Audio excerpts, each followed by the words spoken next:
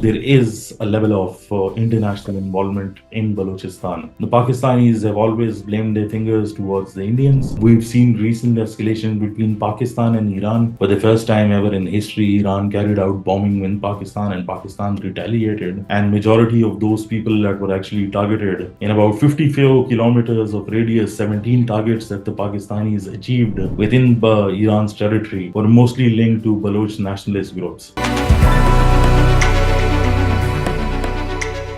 As far as Balochistan's political situation is concerned, there's been a problem in Balochistan. Not now; it's been brewing since the last 2 decades now. But we've seen the conflict, intensifying, and with the conflict, the disruption of the political system within Balochistan. Uh, if you look at it, it's been an engineered political scenario for a more controlled environment in Balochistan, where the state has tried to impose itself through an organized approach in which it's been engineering the political systems in Balochistan so that people who can work directly with the state apparatus, not much coming in from the public sentiments resounding within the parliament of Balochistan. And that's been the state policy until now. I know this sounds very critical, but of course, I mean, when you talk about Balochistan and the way that it's progressed, not just only its politics, but its development as well, it's always been a question and a hard question for the government itself to answer. Today, we also heard the chief minister of of Balochistan himself at the floor of the House of the Parliament, speaking about Balochistan and how people who were secessionists in their approach are the ones that are sounding their voice as well as actively involved in militancy as well. So Akhtar Mengal has a certain history attached to all of it, and obviously he's always been critical to the government's policies. I remember a few years back, Akhtar Mengal was asked to join the politics for himself and to be part of the government's coalition mechanism so that the problems of Balochistan should be addressed. And it was considered to be a welcome move by not just the government of the time, but the opposition parties as well.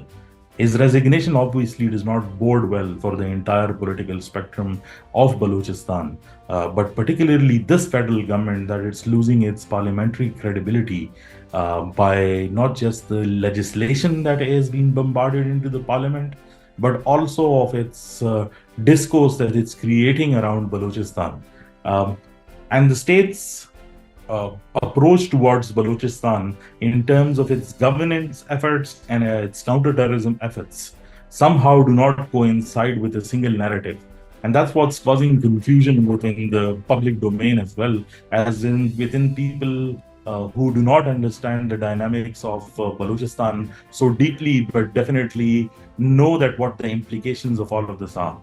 What we see in Balochistan right now is that we see the militant discourse, the political discourse, as well as the common man's discourse in Balochistan conjoining into a singular narrative. And it's very difficult for the state actually to segregate on who to call a terrorist and who to call, a human rights activist, and then who to call a genuine political worker. And what that approach would do is that when you actually club everything together and launch just a counter-terrorism operation without keeping the politics of it intact and keeping the discourse of political narratives as well as a door where peace talks as well as bringing people to the table for the sake of peace, when that channel does not exist, then people like Akhtar Mengal, leaving the parliament, obviously is an alarm bell for the parliament itself and the political system in Pakistan. They're underplaying the conflict, but obviously, if you read Akhtar Mengal's resignation letter, where he clearly is stating that people are being labeled as traitors, and despite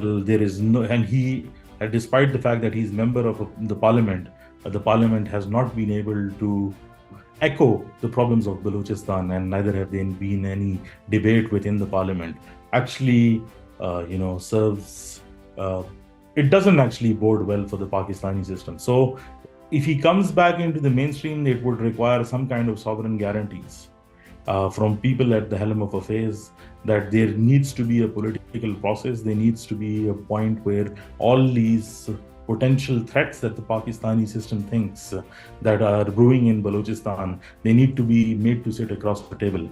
But the bigger problem with that is that who is actually going to do it? Because the political milieu of Balochistan is diluted, as well as it's, when you analyze it, it's so extracted from the actual problems of Balochistan that the people of Balochistan or the actual stakeholders will never sit with those people.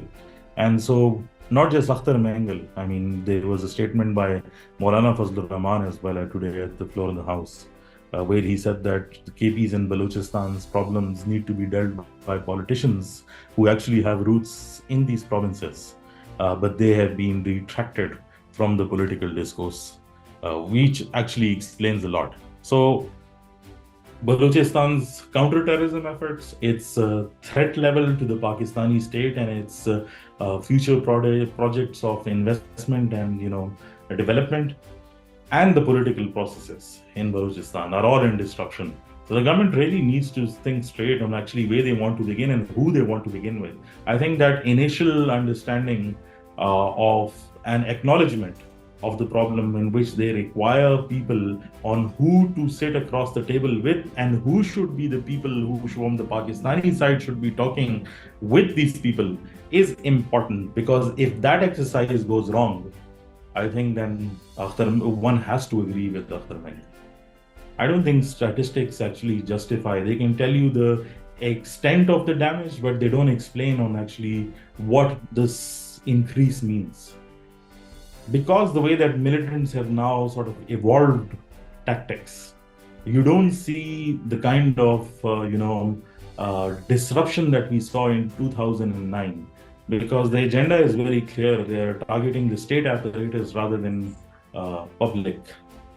So then there is a difference between what the groups like the TTP are doing in KP, and then what groups like the Balochistan Liberation Front and BLA and BRA and BRAS are doing within Balochistan. There is a difference of that.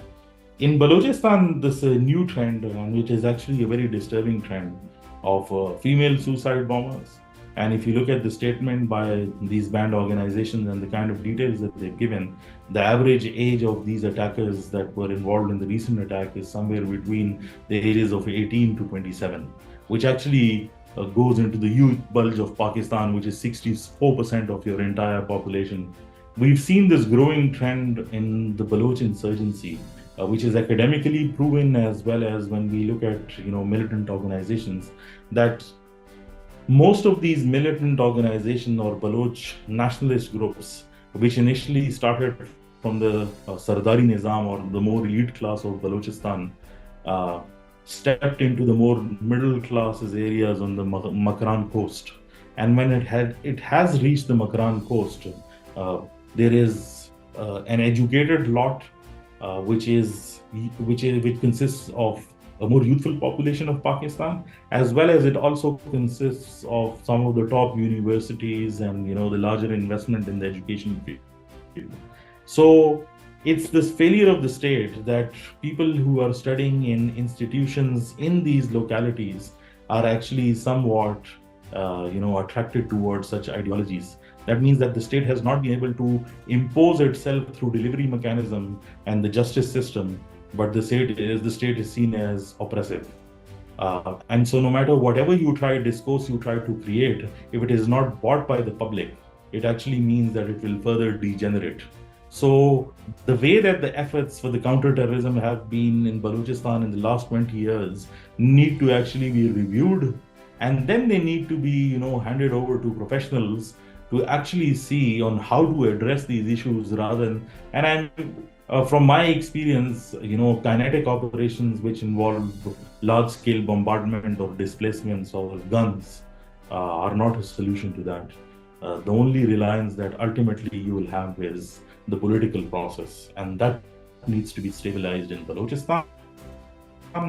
But a hung parliament like the one that exists right now, or the kind of politics that we see, which are mostly linked to the establishment within Balochistan, in which a controlled environment actually decides for the people of Balochistan and does not have public credibility, that will not deliver any longer. One of the apprehensions of the Pakistani state is the involvement of international forces in Balochistan. And I think that it's not completely, uncalled to actually say that there is a level of international involvement in Balochistan. The Pakistanis have always blamed their fingers towards the Indians. We've seen recent escalation between Pakistan and Iran. For the first time ever in history, Iran carried out bombing in Pakistan and Pakistan retaliated. And majority of those people that were actually targeted in about 54 kilometers of radius, 17 targets that the Pakistanis achieved within Iran's territory were mostly linked to Baloch nationalist groups. So there is an implicit, and explicit acknowledgement that the conflict is not just related within the Pakistani borders, or it's not limited, but the more investments that have been brought into Pakistan, they will be targeted in Balochistan, which clearly shows that there is an international linkage. And I think that needs to be handled more on the diplomatic front.